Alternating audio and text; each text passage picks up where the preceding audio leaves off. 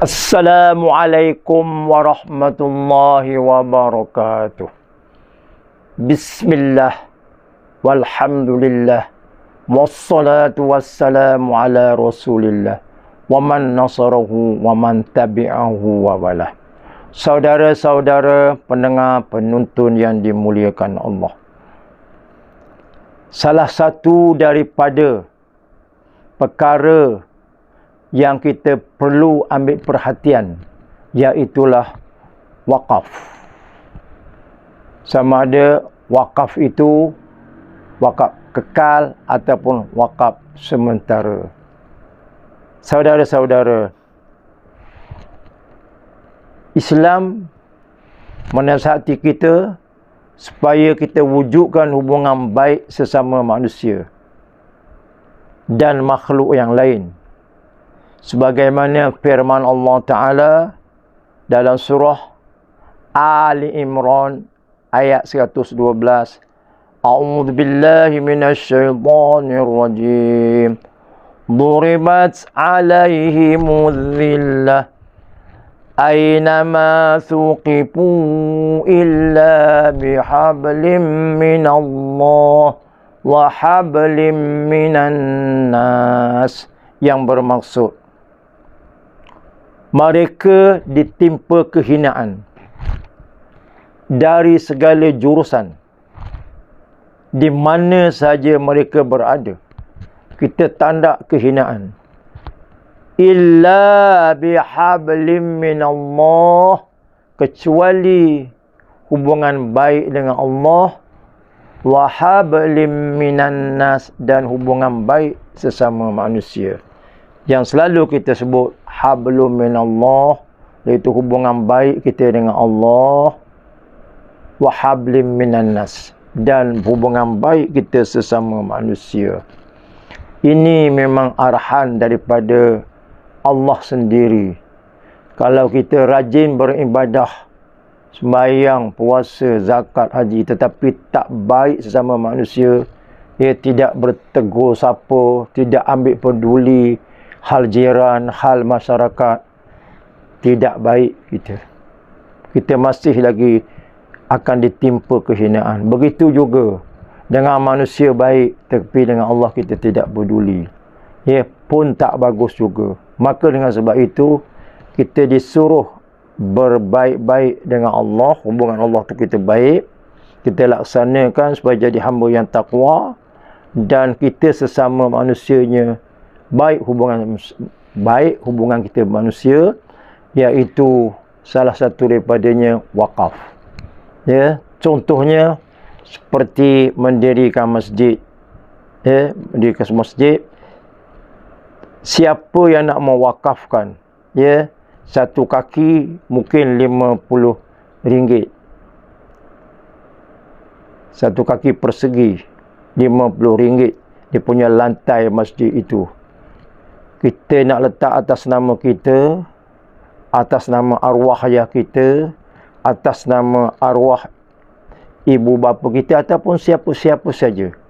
Selagi masjid itu digunakan, selagi itulah ibadah itu, pahala itu mengalir kepada ruh ayah kita, ibu kita, siapa yang kita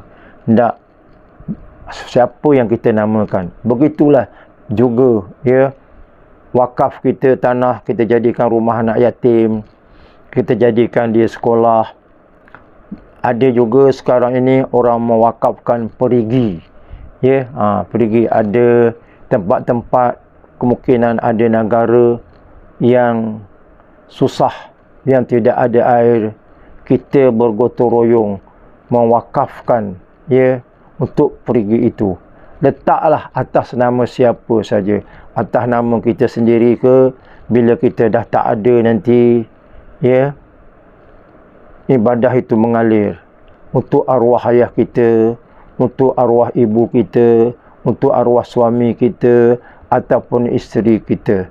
InsyaAllah kita hayati hadis Qudsi. Hadis Qudsi, riwayat Imam Ahmad Hanbal, Ibnu Hibban, Al-Hakim an Ubadah. A'udzubillahi minasyaitonirrajim. Wa haqqat mahabbati lil mutabazilina piya, yang bermaksud Allah Ta'ala. Ini hadis kursi, makna daripada Allah, lafaz daripada Nabi. Nabi tak boleh ubah. Ya.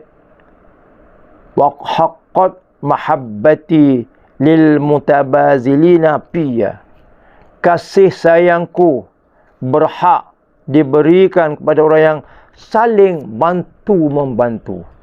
Ini penegasan. Ya. Kasih sayangku berhak diberikan kepada orang yang saling bantu-membantu. Jadi hidup kita ini kena wa ta'awanu, kena bertolong-tolongan. Sebab itu Allah jadikan ada yang kaya, ada yang miskin, ada yang sehat, ada yang sakit, supaya yang kaya, raya, banyak duit dapat menolong orang-orang susah, orang-orang miskin. Tidak hidup nafsi-nafsi. Wa ta'awanu, kita kena bertolong-tolongan. Ini di antara salah satu kita nak meraih kasih Allah, kita nak meraih sayang Allah, kita nak meraih cinta Allah, nak meraih keampunan Allah, nak meraih keredaan Allah. Sebab kita nak Rabbana atina fid dunya hasanah wa fil akhirati hasanah wa qina azabannar. Kita nak hidup di dunia ini pun hasanah, akhirat pun hasanah. Ini satu peluang yang istimewa, iaitu kita mengadakan wakaf. InsyaAllah, mudah-mudahan ya Allah Subhanahu wa Ta'ala memberkati kehidupan kita. InsyaAllah, kita selalu sebut manfaat membawa berkat. Keberkatan di dalam kehidupan ini amatlah penting, amatlah mustahak bagi kita. Saudara-saudara yang dirahmati Allah sekalian, mari kita sama-sama hayati firman Allah Subhanahu wa Ta'ala dalam ayat 10 surah Al-Munafiqun. A'udzu billahi minasyaitonir rajim. وَأَنْفِقُوا مِمَّا رَزَقْنَاكُمْ مِنْ قَبْلِ أَنْ يَأْتِيَ أَحَدَكُمُ الْمَوْتُ. Surah Al-Munafiqun ayat 10 yang sunat dibacakan dalam rakaat kedua pada hari Jumaat. وَأَنْفِقُوا مِمَّا رَزَقْنَاكُمْ.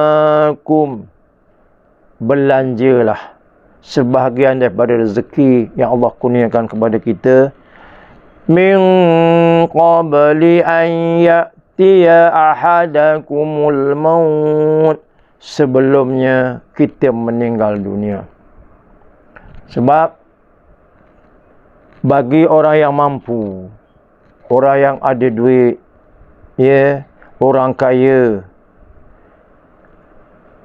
kalau dia hanya pentingkan diri dia saja, tidak kisah kepada masyarakat, nanti bila hampir dia mati, dia tengah nazak, dia akan bercakap dengan Allah, fayaqula rabbi laula akhartani ila ajalin qarib. Masa tu dia akan datang, dia teringat duit dia banyak, tapi zakat tidak keluarkan, bantuan sosial tidak keluarkan, wakaf pun dia tidak keluarkan. Dia bercakap dengan Allah, wahai Tuhanku, tolonglah, lambatkan sedikit mati aku ini, walaupun sekejap. Untuk apa? Fa'as-sadaqah, aku nak bersedekah. Baru dia teringat dia tak bersedekah. Wa aku minas solihin, aku nak jadi orang yang soleh. Baru dia teringat dia jadi orang soleh. Baru dia teringat yang dia ni nak wakafkan harta-harta dia. Dia bercakap, fayaqula rabbi laula akharib. dia minta supaya kematian dia itu dilambatkan sedikit walaupun qarib sekejap. Nak buat apa? Fa'as-sadaqah, kerana baru dia teringat dia tu nak bersedekah. Wa aku minas solihin, dan dia nak jadi orang yang soleh. Orang yang suka bantu-membantu, tolong-menolong, termasuklah wakaf tadi. Sebab dia dah terasa dah. Dia tak buat. Maka Allah Ta'ala menjawab, walan yu'akhirallah. Kalau lama, itu maknanya napi sekejap. Tapi kalau walan masuk huruf lan, napi abadan selama-lamanya. Walan yu'akhirallahu nafsan idza jaa ajaluha. Allah Ta'ala kata tidak. Aku tidak akan menerima lagi rayuan ini. Sebab itu Allah Ta'ala masukkan huruf lan. Lan tu namanya napi abadan. Menyesal kemudian tidak berguna. Jadi, matilah dalam keadaan tidak tertunai hajatnya. Maka dengan sebab itulah, kita menyesal dahulu pendapatan. Menyesal kemudian tidak berguna. Jadi mudah-mudahan ayat wa ta'awanu 'alal birri wat taqwa, tolong menolong dalam perkara-perkara kebaikan dan takwa ini dapat kita semai di dalam hati kita dan juga generasi kita. Mudah-mudahan insya-Allah. Wala ta'awanu 'alal itsmi wal 'udwan. Jangan tolong menolong dalam perkara-perkara bawa dosa dan perkara-perkara membawa kepada pergaduhan, permusuhan. Sampai di sini dulu, saudara-saudara sidang pendengar sekalian. Wassalamualaikum warahmatullahi wabarakatuh. Maaf dan terima kasih.